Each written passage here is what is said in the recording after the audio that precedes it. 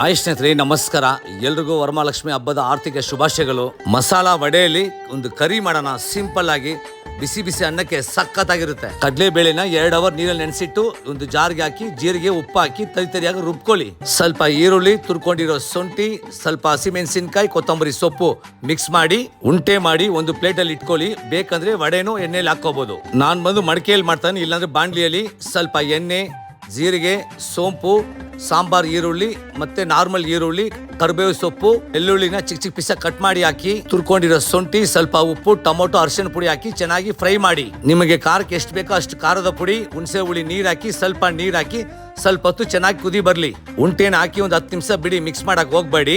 ಸ್ವಲ್ಪ ಕೊಬ್ಬರಿನ ಪೇಸ್ಟ್ ಆಗಿ ರುಬ್ಬಿ ಅದು ಆಡ್ ಮಾಡ್ಕೊಳ್ಳಿ. ಫೈನಲ್ ಟಚ್ ಕೊತ್ತಂಬರಿ ಸೊಪ್ಪು. ರೆಡಿ ಆಯ್ತು ವಡೆ ಕರಿ. ಅದನ್ನೇ ಹೇಳೋದು, ಸ್ಟವ್ ಮುಂದೆ ನಿಂತಿರೋವಾಗ ಲವ್ ಇಂದ ಕುಕ್ ಮಾಡಿ. ಸುಮಾರು ಅಡಿಗೆನು ಸೂಪರ್ ಆಗಿರುತ್ತೆ. ಬಿಸಿ ಬಿಸಿ ಮಾಡ್ಕೊಳ್ಳಿ, ಖುಷಿ ಖುಷಿಯಾಗಿ ತಿನ್ಕೊಳ್ಳಿ, ಮಜಾ ಮಾಡಿ ಸ್ನೇಹಿತರೆ.